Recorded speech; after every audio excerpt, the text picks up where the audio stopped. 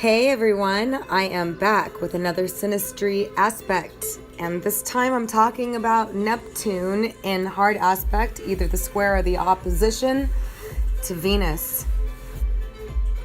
Now, Venus is what we attract, how we attract, love, beauty, money, and it's very important in relationships.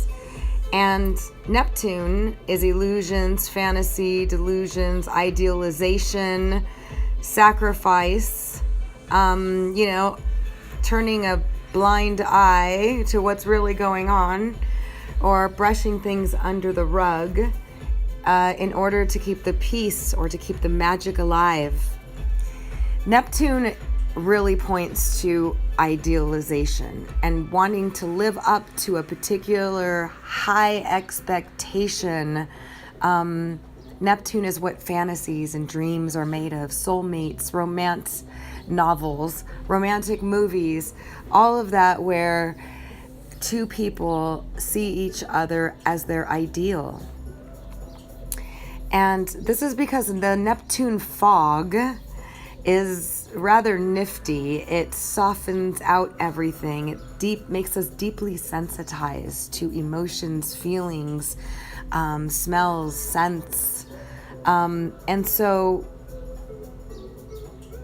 when Neptune is in a hard aspect, a square or an opposition to a particular planet, you don't see that planet energy as it typically or normally is, or you see an enhanced version of it.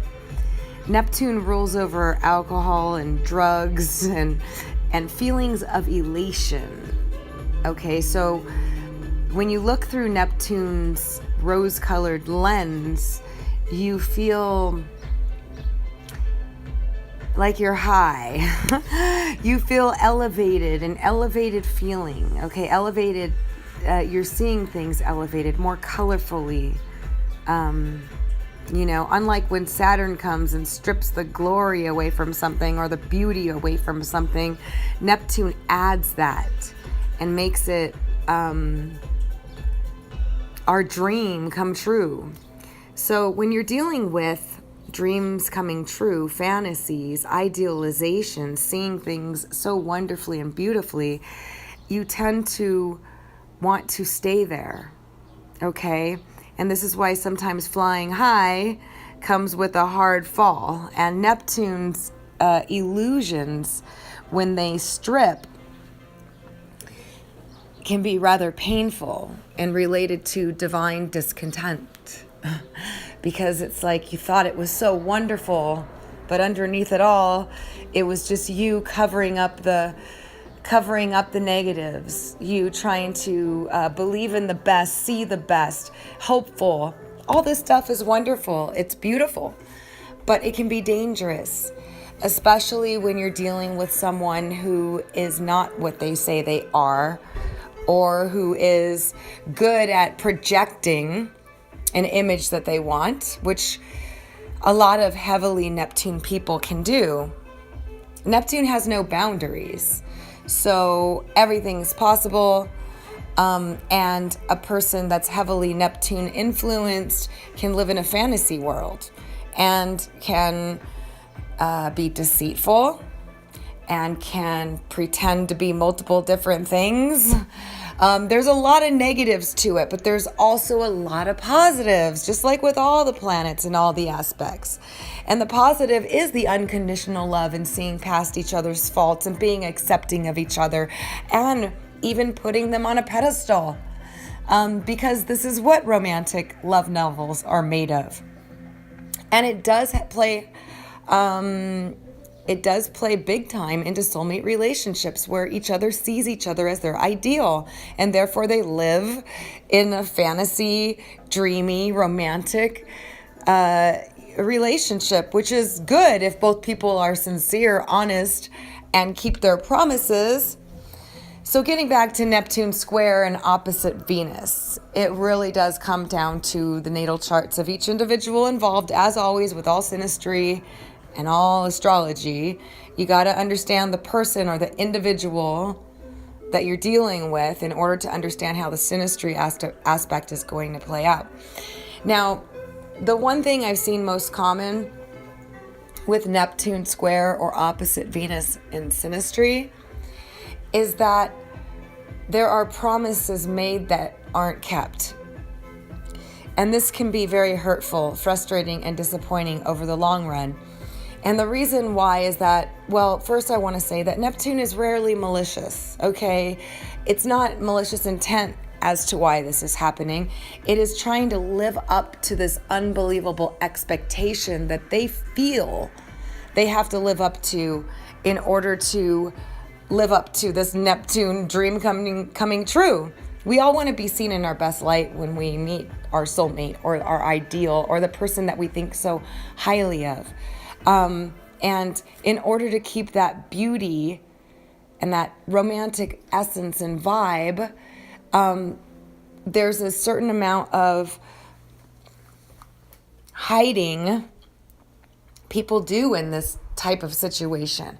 Whether it's they don't want you to see their faults, they don't want you to, the normal things that happen in a relationship, like waking up in the morning with crusty eyes and and having to go to the restroom and all these things. It's like they don't want to have that side seen. It has to be perfect and dreamy, which is wonderful. Hey, we don't really want that side seen anyway. That's why they have his and hers restrooms. But I'm just saying, when you connect with somebody, you get in a relationship and you get comfortable and you're kicking back on the bed, watching movies and all that, and living real life. Real life has problems. Real life has realities. Real life has the fact that you're not always going to have your hair perfect and everything wonderful all the time or things like that. I'm just trying to paint a picture of like the idealization and the perfection that comes with Neptune, of trying to always be so glamorous and so perfect for each other. And that's a very difficult expectation to live up to. So often what happens with Venus is that one of the partners, whoever is the Neptune person or the planet person, it can go both ways. And in Synastry, it does always go both ways. So meaning both the house and the planet person are affected or affecting each other. And also it could be either one, either the planet or either planet person, that is doing this illusion or hiding or not telling the truth or making promises they can't keep, just because they want to live up to this expectation.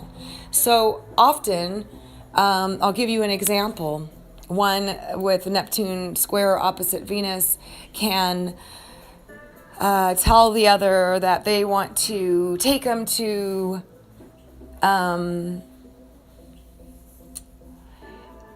take them on a vacation to some exotic city or something and spend, weeks there and go do all these things because they're able to describe everything and tell you how it's going to be.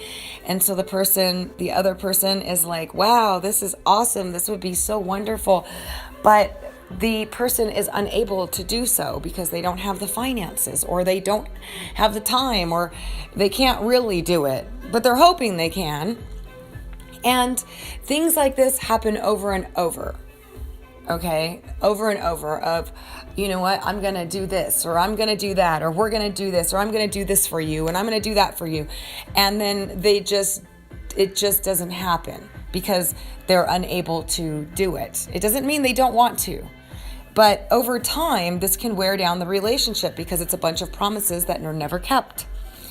And that's one of the most common things I see with Neptune Square or opposite Venus. And it's really a matter of just both people being genuine, honest, and realizing that you're both real people and you can't live up to a fantasy.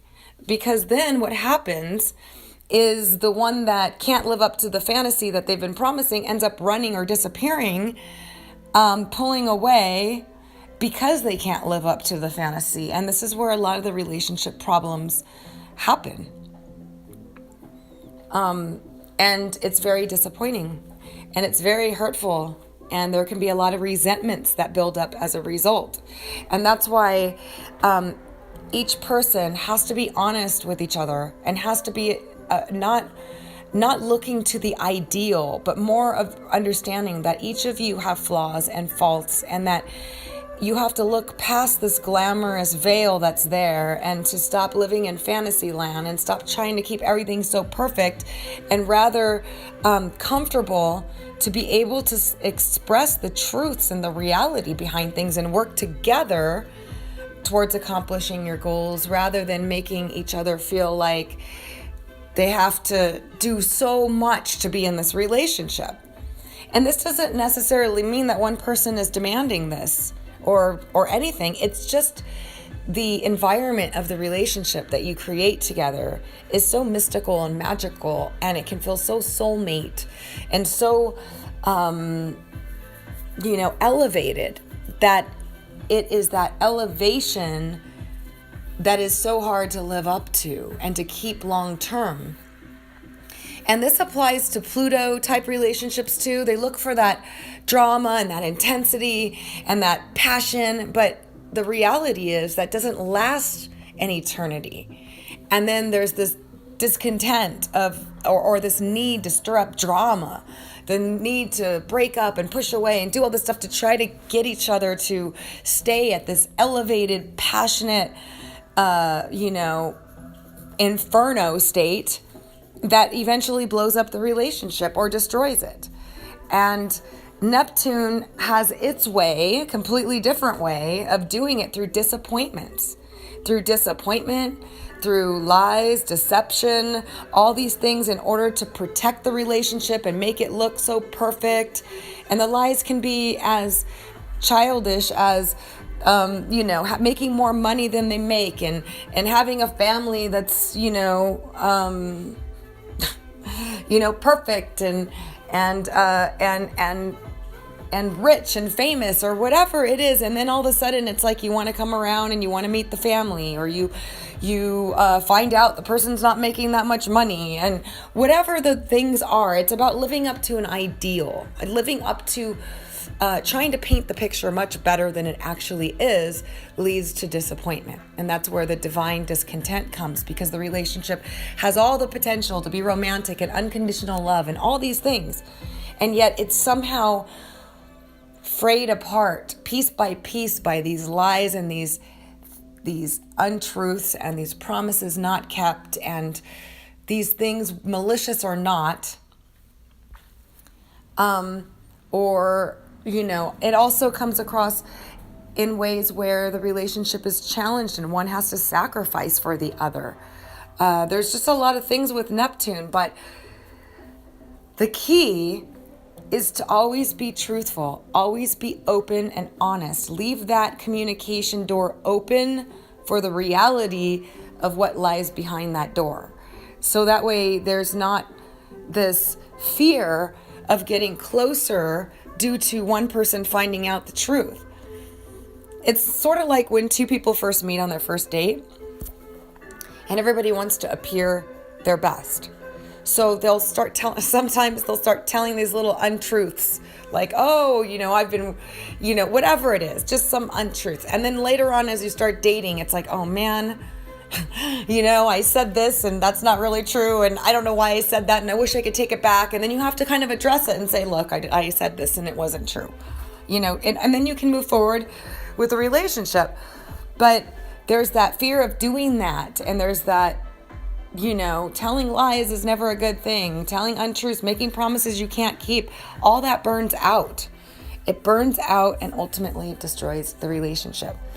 So with Neptune square or opposite Venus, there's usually one form or another of what I've been speaking about occurring in the relationship. And it's very difficult because the relationship feels so magical, so perfect, so romantic, just so elevated. And you do have to be very careful, because more times than not, there are these untruths, these hidden dimensions, these secrets, these unkept promises behind the scenes. So keep both eyes open, ask questions, and make sure that you attempt to make the relationship more realistic and more comfortable with being honest and truthful with each other, so you can build a relationship that's built on solid foundation rather than illusions. Okay, so I hope you guys found this helpful. If you did, please give it a thumbs up. And also, if you haven't subscribed, please do, so you can get notification of all my other uploads. And let me know how this aspect has worked out for you guys in the comments below. Or, share your experiences. Okay, so thank you so much for listening. I'm wishing you all a fabulous day, and I'll talk to you all soon.